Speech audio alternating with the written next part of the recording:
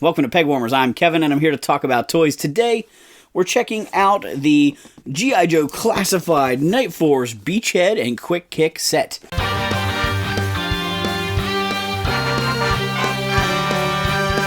I was at RetroCon over the weekend. My favorite convention of the year. Had a great time, but I'm under a little bit more of a time constraint for this episode, so I'm not going to dig into the events of RetroCon, but there are definitely one or possibly two episodes coming with the haul and events and sights and sounds of RetroCon. So make sure you stay tuned for those. Also, if anything weird happens in this episode, my cat, my family's cat, Cal, snuck down here and is slinking around in the basement trying to avoid capture and being deported back to the upstairs. I don't usually let the pets down here.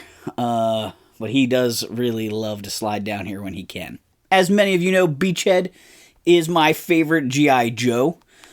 He was a character that I just fell in love with as a kid. He's awesome in G.I. Joe the movie. His figure looks like a badass. He's from 1986, my favorite year. What's up, Callaway? I'm trying to get a picture of you to show everybody. Cat in the basement. Woo! He just ran off. So Beachhead just is a character that really stood out to me. The design of his uniform, the portrayal of him in the cartoon, even though it doesn't match his file card. His file card says he's very cool under pressure, but he's always pissed off in the cartoon, and I just like the pissed off attitude for Beachhead. He has a limited comic book appearance in the initial Marvel run, but all his appearances are great in that, and he comes paired up here with Quick Kick. And Quick Kick is a guy who, I don't know, gets made fun of a lot because he doesn't wear shoes and doesn't wear a shirt. It didn't help that in the cartoon, he's introduced in an episode where he's in said outfit in the snow. But I always liked Quick Kick. You know, the unique uniforms, people like Quick Kick and Bazooka, really made the G.I. Joe line interesting. If the line had just been like 1982 all the way through, it wouldn't be nearly as interesting. Who are the standout characters and standout figures from 1982? Stalker, Scarlet, Snake Eyes, right? The most unique looking figures. They also got the most used in the comic. The rest of the guys are fairly interchangeable. Few of them stand out a little bit. Rock and Roll Clutch, right? Hawk became an even more important character. But as figures, man, they just kind of blend together. And so as it went along, as the series went along, the characters got more and more unique. And Beachhead was one of the few good guys, besides Snake Eyes, to wear a mask. There were lots of helmets, but there weren't a lot of masks. And the balaclava with the exposed eyes was different than Snake Eyes.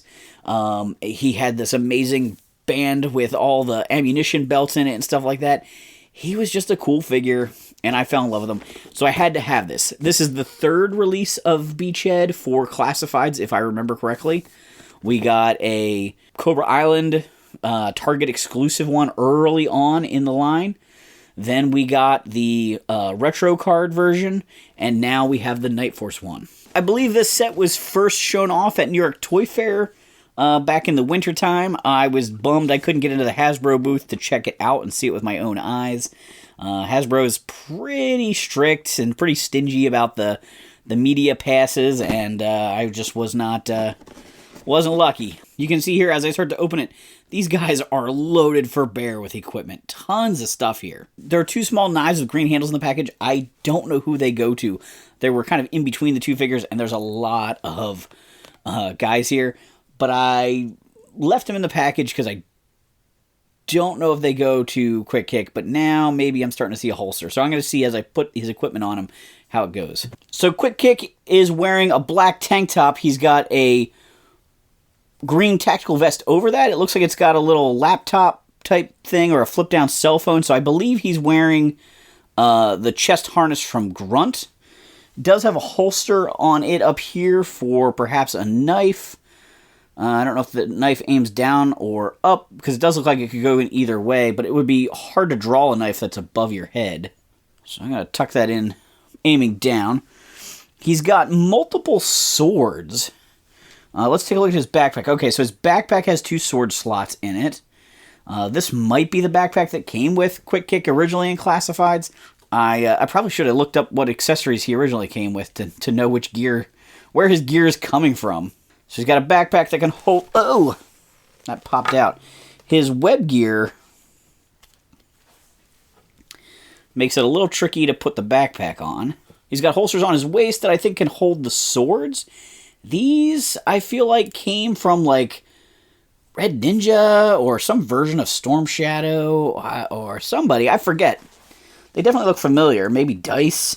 And he also has spots for nunchucks on the back of that belt. So he comes with a ton of gear, but it does look like it's all going to kind of attach to him, which is good.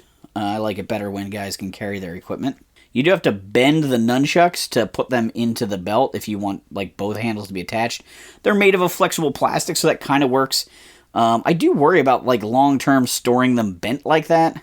So I sometimes just plug them into the belt and let them dangle for like storage purposes, and or for if I'm just going to put them on a shelf where you're really not going to be able to see that they're not hooked in all the way. He comes with a variety of hands. He comes with a throwing star effect.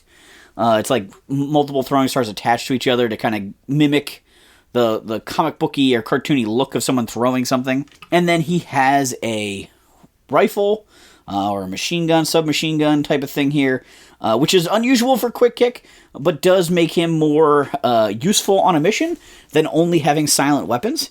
Quick Kick does have 2 large pouches on the sides of his legs. There are no weapons that go into those or clips or anything. And that's totally fine, but they are separate pieces from his legs. He's got some padding on his legs. He's got big boots. And then he's got the 3 head sculpts. So his first head here that I'm looking at that he came with on the package is fairly clean cut.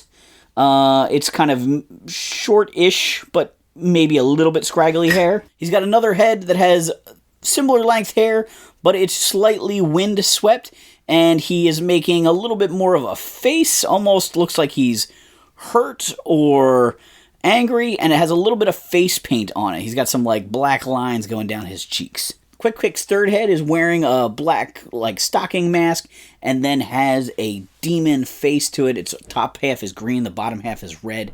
I don't really think it's like a kabuki mask, but you know, in that vein, that you know, Japanese demon type face with teeth.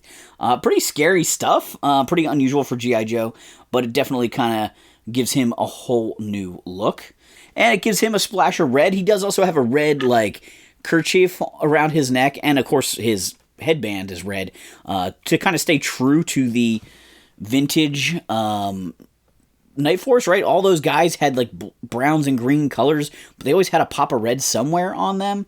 So they did a pretty good job for a character that was never in Night Force. There is no inspiration for this figure, really. This is all new. Whereas the Beachhead does have some inspiration, not in the vintage toy line, but in the O-Ring rebirth of the toy line from the 2000s. Beachhead made his appearance on Night Force as an O-Ring figure.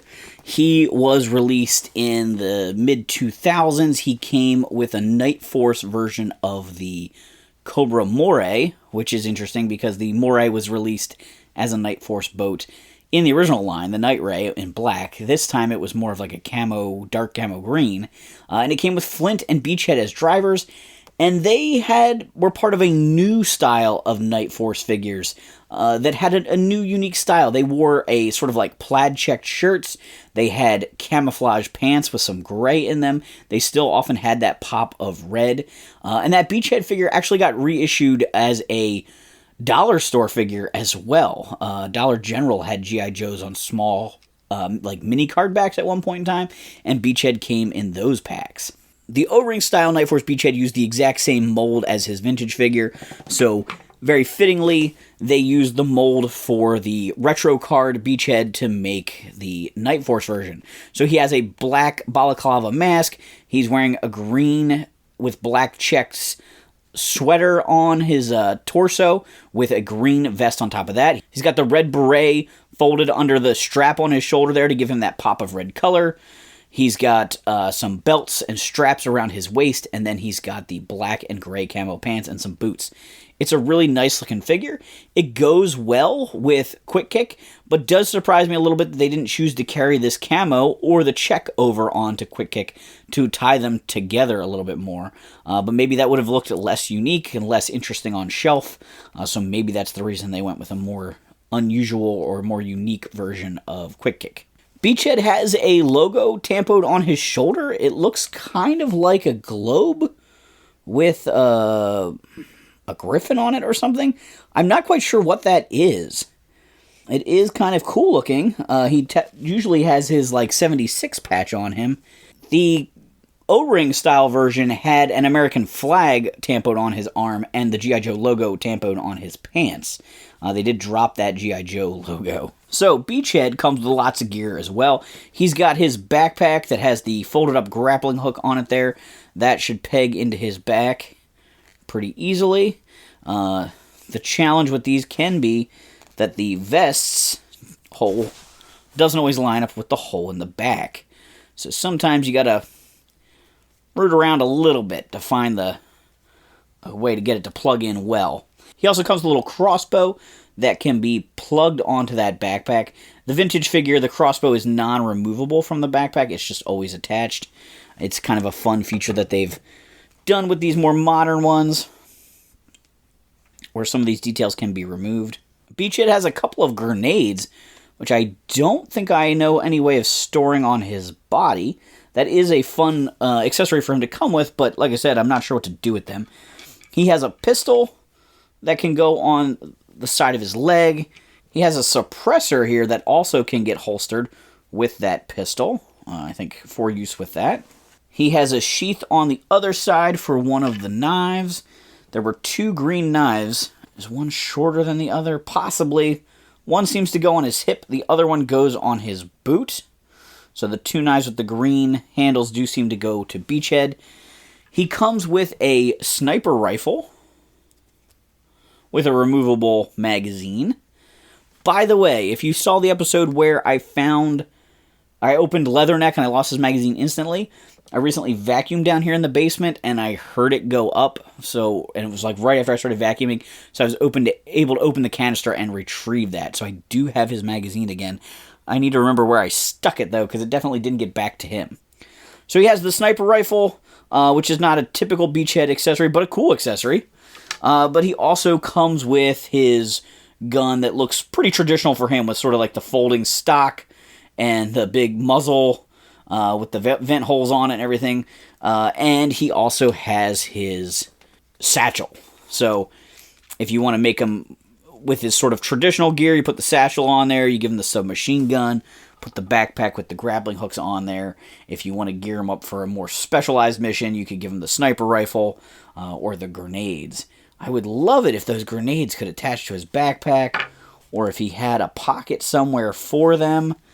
I don't see any kind of peg holes on them.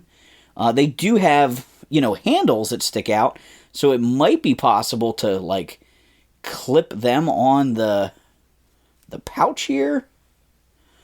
And maybe I can show that to you in a close-up. I don't really know if that's what they meant to do with them, but it might work. Might not be a bad way. I do like it when guys can carry all their equipment. I'm very excited with this Beachhead. He looks like a great upscaling of the O-ring version of Night Force Beachhead, especially minus the silliness of like the G.I. Joe logo on his leg. I don't mind that they eliminated that. I wouldn't be upset if they had kept it just because it was there on the original figure. And I'm maybe not surprised they dropped the American flag, because I feel like they're making these figures to sell worldwide a little bit easier, so they tend to not do the Americana stuff. Even like Gung Ho has his symbol changed slightly, maybe for copyright or maybe to make it slip by internationally a little bit better. But it's a fun figure. I'm really glad they did it. I loved getting different versions of Beachhead. It's just awesome. It's hard for me to explain how much I love them. It's, whoever your favorite character is, you love that character for their personality or their look or their speciality or some adventure they had. And for me, Beachhead had this awesome personality in the cartoon, training the recruits in the movie. And he looked amazing with the balaclava mask. He had cool gear. He looked like he was, ready to go on a mission forever with all the ammunition across his chest. And so I just have been a huge fan of Beachhead since I was a kid when I got him. He was one of the earlier Joes that I had. So, he just made an impression on me. So anytime they make a new one, I gotta get it. I have a collection of Beachhead stuff down here in the basement, including a carded dollar store version of the Night Force Beachhead. I'll try and get a photo of that to put into this episode so you can see it. This is a fun 2-pack. Quick Kick and Beachhead teaming up is definitely sort of a funny pair. I guess better than Bazooka and Beachhead. And Quick Kick becoming part of Night Force is kind of fun. I think people used to always talk about how it was interesting that Snake Eyes didn't make it on Night Force. He already wears black. So to take the guy who didn't wear a shirt and didn't wear shoes and kind of make him look good in a uniform for night missions, I think kind of makes sense. There were a lot of guys that got sort of redeemed in Night Force. Crazy Legs going from that red outfit, and Psych Out going from the bright yellow and bright green and yellow hair to, you know, the muted shades on the Night Force version. He had like a gray shirt and he had brown hair on that version. Although I never really quite love it when they dye a character's hair from uniform to uniform, but it did look good. In the comments down below, let me know whether you picked this set up. I think Night Force is pretty universally loved. Do you like it when they add characters to sub-teams in a situation like this? Or do you prefer when they stick to the characters that were always in it? I think Night Force is a great way to expand the roster. It's a great way to redeem a character who had crazy colors. I think you could take almost anybody and plop them in these greens and grays and blacks, and they just look fantastic. Even if you didn't want to call these guys Night Force in your collection, they could be Night Ops, they could be Jungle Mission. With the colors they picked here, I think they look good. They just look like good military dudes. I was considering opening another classified figure in this episode to help, pad this out into a fuller episode, but I am pressed for time on editing it, so I do want to bring up one item of toy news before I go. And that is that Hasbro is leaving Pawtucket, Rhode Island, and moving to Boston. This has been something that's been talked about for a while. There's been news or rumors of this happening, and, I have some mixed feelings about it. I think it's part of the company's history that they were part of Rhode Island.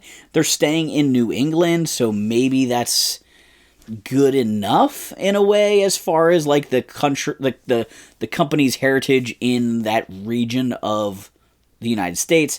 But I'm also a very loyal person. I am very brand loyal to Hasbro and to G.I. Joe. I don't veer off into other military toys too much. Like I said, I value loyalty. So to switch the company to a different state, how do I feel about that? It's a little bit of a mixed bag, but I wanted to read Kirk Bazigian's post about it, because I hear what he's saying, and I think he's got a point on some of this stuff. Kirk Bazigian was the brand manager on G.I. Joe in 1982. He was part of the team that rebirthed the brand and brought it back to market. He created the Snap-on, Stay-on accessory claim, and worded some of the other, important things about G.I. Joe brand, like the swivel battle grip when they went from 82 to 83. He did leave G.I. Joe at one point to do other brands, and then was brought back to G.I. Joe in the 90s. Some of the stuff that we fans kind of complain about, like some of the bright colors and the missile launchers and action features and stuff, those were Kirk's ideas to try to save the brand, because G.I. Joe exploded under his leadership. He left it when it was at the top, and then it started to slump, and he was doing anything and everything he could to kind of find its way back up. His son at the time would ask questions like, well, what else does it do? And that helped push G.I. Joe into doing things beyond just like, oh, you put the accessories on and he stands there, right? So spring-loaded missiles and stuff like that.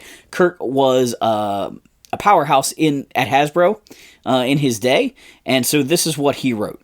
He's shared an article called Hasbro Moving On, Pawtucket Mayor Broken Hearted, from the Rhode Island News. I'm saddened by this news. As someone who built my early career at Hasbro and worked there for 20 years, I was part of the company's explosive growth beginning in 1982. I developed, managed, and marketed so many of its iconic brands, from G.I. Joe to Transformers to Tonka to Play-Doh and Play School. I left because I saw the soul of Hasbro slowly disappearing, and I no longer found joy going to work every day. Over the years, Hasbro took advantage of state and local tax breaks, had laws changed to their benefit with promises that they would increase white-collar jobs and not leave the state. They claim to be one of the most ethical companies in the world. How ethical is it to destroy a city and state's tax base? Almost 1,000 high-paying jobs will be relocated to Boston. What does that do for property values in affluent communities like Barrington and East Greenwich? What will long-term effects be to other communities? This move makes no financial sense either. Hasbro owns the building in Pawtucket. This move to the trendy seaport area of Boston will cost the company nearly $13,250,000 in annual rent at a minimum. Look it up. I did. Rents in the seaport run between $50 to $80 per square foot. Hasbro plans to occupy 265,000 square feet across 7 floors. How many new jobs will be created for all the so-called talent in Boston?